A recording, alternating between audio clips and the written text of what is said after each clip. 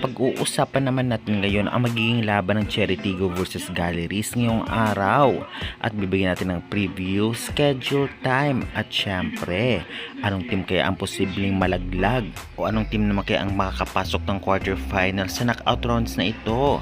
Kaya bago ang lahat guys, nakikiusap naman po ako, please naman, huwag niyong kalimutan mag-like, comment, subscribe and pa-hit the notification bell para lagi po kayong updated sa aking mga bonggang video about sa volleyball dito sa Pilipinas. Maraming salamat sa support.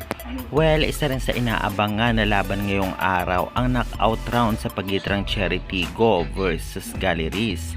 Well, kung ating susumahin base sa performance na pinakita nila, anong team kaya ang dihado at anong team kaya ang posible makapasok? For me, at base sa channel na ito ay ang Cherry Tigo.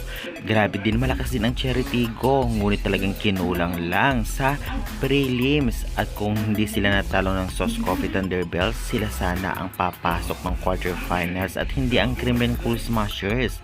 Kaya naman syempre dapat paghandaan ito ng Galleries Tower High Risers dahil nakita nila ang performance ng Cherry na talaga namang palaban at patok.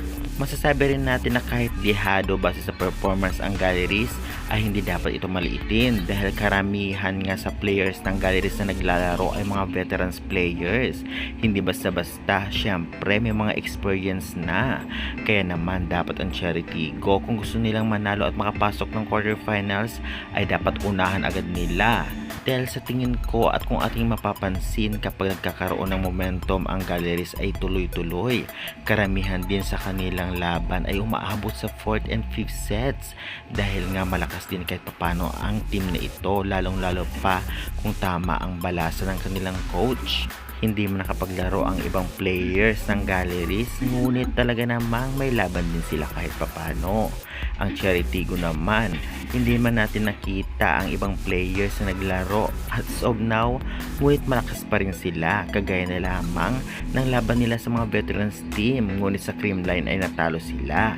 Ganun pa man ay talagang magiging maganda ang laban maya-maya at masasabi nga natin dihado man ng konti ang Galleries, ngunit may laban.